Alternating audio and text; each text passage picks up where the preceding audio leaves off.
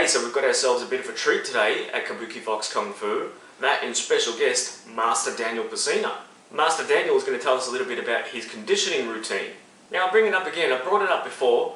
Conditioning is a vital part of training. Without the correct conditioning, obviously your body is not going to be able to withstand the sorts of things that you're putting it through. I've talked a bit about conditioning on the Kung Fu Dummy in the past.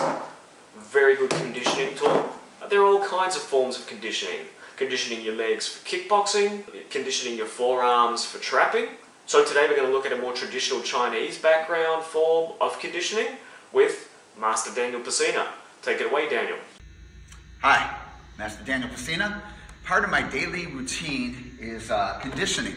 Don't do it as intensely as I did when I was younger, but just to give you a look.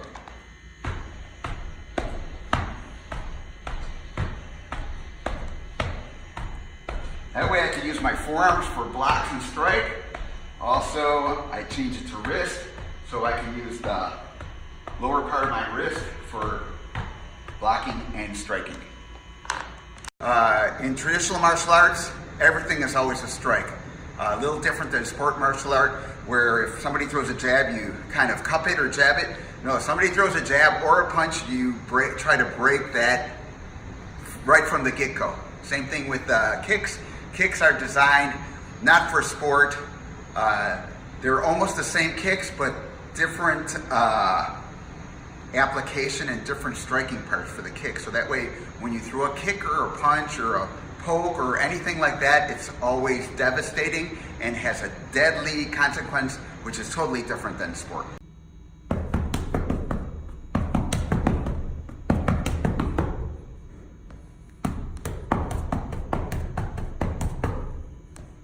So if your hand is out like this, and somebody grabs her hand and you turn their hand over, from here, when they turn it over, their elbow will be exposed. So from here.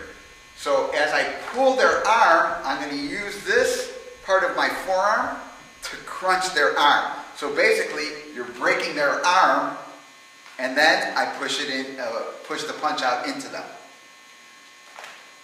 If I throw a punch, and somebody throws a punch underneath, boom, I could drop, look, from turning, pa! I give that arm coming in, a tap with my hammer, naturally it's going to be painful, okay? So you have this.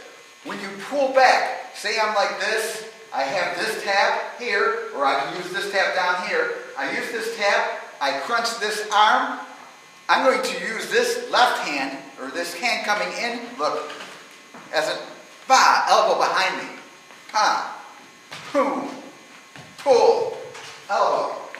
These are just some points. There's about 20 or 30 more points application-wise to make a beginner start thinking about what they're actually doing and coordinate their movement, okay? So this basic movement looks really easy, but it's really, really deep. You have hundreds of techniques in there, okay? Good luck with that.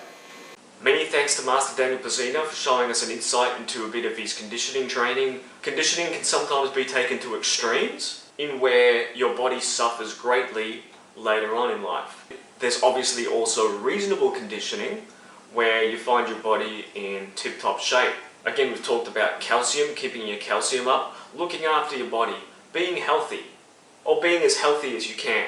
I know that keeping your body in a healthy condition in this day and age can sometimes be a little bit hard, but you have to have some discipline as well. Look after your body. If it's martial arts that you're into, then obviously being healthy is a priority in your life. That's not without saying that old school Hong Kong training was of the most healthy caliber. I hear stories of people training back in the day where people would actually be smoking cigarettes or even drinking while training.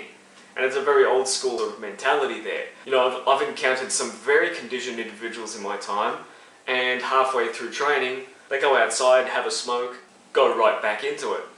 Again, also with conditioning wise, don't forget to stretch before training.